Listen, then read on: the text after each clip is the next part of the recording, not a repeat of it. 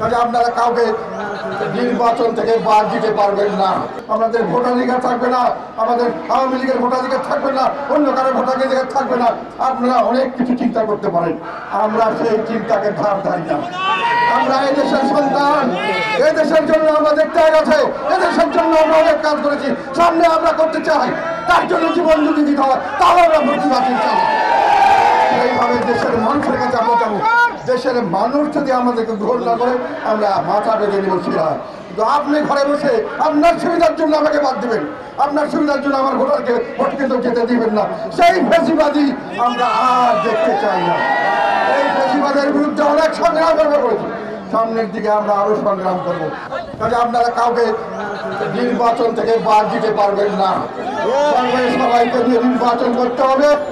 সেই বুকের পাটা নিয়ে রাস্তায় দাঁড়ান।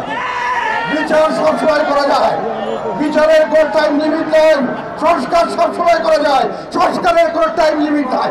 প্রতিদিন সংস্কার করা যায়। আজকে একটা সংস্কার করলো, 7 দিন পরে আমার মনে হলো সংস্কার কি করে আবার পরিবর্তন করুন। আপনি সব সংস্কার একবারে করে ফেলবেন, সব কিছু আপনি একবারে করে ফেলবেন, এইটা সেই ধরনের ব্যাপার নয়।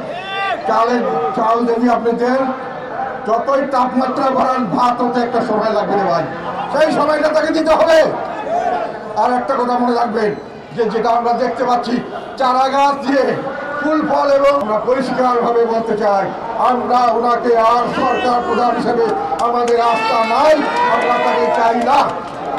একই সঙ্গে উনি বলেছেন সংস্কার করবেন। উনি যে সংস্কার করার কথা বলছেন, কথাগুলি সুন্দর, বাস্তবায়ন সম্পূর্ণ অবাস্তব এবং সম্পূর্ণভাবে ভিন্ন। সেখানে দেশের মানুষকে বিভাজন করে এক পক্ষ থেকে আর এক পক্ষের উপরে নিয়ে দেওয়া হচ্ছে। ওনার যে দল করেছেন, যেটা আদর্শভাবে উনি করতে যাচ্ছেন, যে ওনার যে তরুণ সমাজকে নিয়ে করছেন, যাদেরকে উনি ওনার নিয়োগদাতা এবং উনি অভিভাবক মনে করেছেন, তারা যে দল করেছে সেটাকে দেখে মনে হয়েছে পুরানা স্টাইলে দল করার জন্য ওনারা আগ বাড়িয়ে চলে গেছে। এবং সেই পুরানা কাহিনী, যেখানে শোডাউনের রাজনীতি, যেখানে চাঁদাবাজির রাজনীতি, সেগুলো